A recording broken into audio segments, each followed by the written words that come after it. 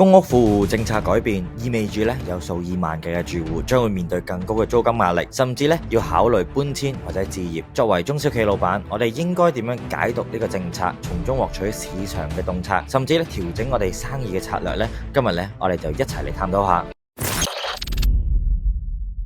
歡迎返嚟 PlantyLab 嘅頻道，我係 Ariel， 繼續同大家分享 Digital Marketing 嘅知識。重點一，公屋富戶政策如何影響市場需求呢？最近香港房委會通過修訂公屋富戶政策，提高富戶租金至到 2.5 至到 4.5 倍，並且要求收入超過入息限額5倍嘅住戶遷出公屋。呢個改變將會影響數萬名嘅公屋住戶，特別係收入較高但係仍未置業嘅人群。對於企業嚟講，呢一個政策帶嚟以下嘅市場變化。第一，租務市場嘅影響。由於部分嘅富戶需要遷出公屋，可能轉向租私樓，推動租務嘅需求上升啦。特別係中價嘅租盤可能會更加受歡迎嘅。第二就係置業嘅需求增加啦。如果富戶一旦選擇搬離可能會更加積極考慮置業，特別係政府嘅資助房屋啦，或者係平價嘅私樓。第三就係生活模式嘅改變啊。面對更高嘅租金，一部分人可能係需要減少可自由支配嘅消費，例如娛樂啦、餐飲啦同埋非必需性嘅服務嘅。重點二啦，就係企業點樣從政策變化去獲取市場嘅洞察呢？作為中小企嘅老闆，我哋可以透過以下嘅方法獲取市場資訊去調整策略嘅。第一就係研究市場數據同埋趨勢啦。根據 Invest Hong Kong 嘅調查，成功嘅企業往往能夠針對市場需求去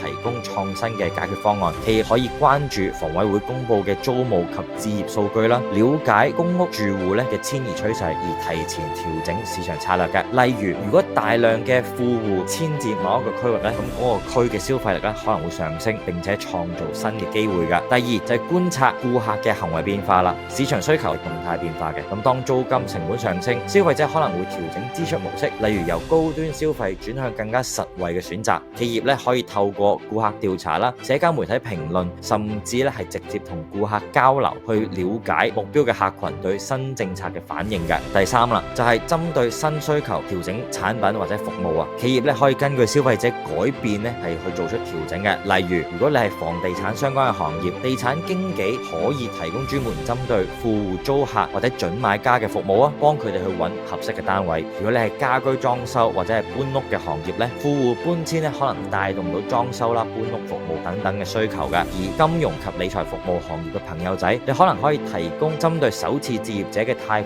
諮詢、投資方案，從而協助佢哋計劃資產配置嘅。重點三，企業應如何適應新市場環境呢？當市場需求變化，企業就需要靈活應對啦。以下係幾個實用嘅策略。第一，針對特定嘅客群提供方案，例如你嘅生意係做家居裝修，你可以針對公屋富戶嘅搬遷潮推出搬屋同埋裝修嘅優惠套餐，吸引新嘅市場。第二啦，就係善用數碼營銷嘅推廣服務。網上搜尋係消費者決策入邊重要嘅一環。例如一個準備買樓嘅人，可能佢會上網揾首次置業攻略或者係置業貸款計算機呢一類嘅關鍵字，而企業可以針對呢啲嘅關鍵字製作內容去吸引目標嘅客群。第三就係靈活定價嘅策略啦。消費者面對更高嘅開支，可能會更加注重性價比。企業可以考慮推出更加彈性嘅價格方案，例如分期付款啦、會員折扣，去提升客戶嘅流傳率。如果你想學習更多創業技巧或者係數碼營銷知識，我哋 PlantyLab 亦都提供一個專為香港創業者而設嘅線上社群 Dots Club。喺嗰度我哋會定期舉辦工作坊，分享實戰經驗，同時提供唔同嘅課程，幫助大家提升技能。如果你有興趣嘅話可以喺下面嘅連結了解更多。好啦，咁我哋企業應該點樣去應對呢？如果你都係中小企老闆，喺呢個時候你應該思考3個問題。第一，你嘅生意會唔會受公屋富戶嘅政策影響呢？第二，你可以點樣針對市場嘅變化調整產品或者服務？第三，你可以收集更多嘅市場資訊，制定更精準嘅營銷策略嗎？政策改變代表市場都會變。作為創業者我哋要保持靈活性，主動去適應，先至可以喺市場上面佔據有利嘅位置。如果你覺得今日嘅內容幫到你，記得俾個 like 同埋 subscribe PlantyLab 嘅頻道。我哋會繼續同大家分享更多 digital marketing 同埋未來趨勢嘅知識。下次再見啦，拜拜。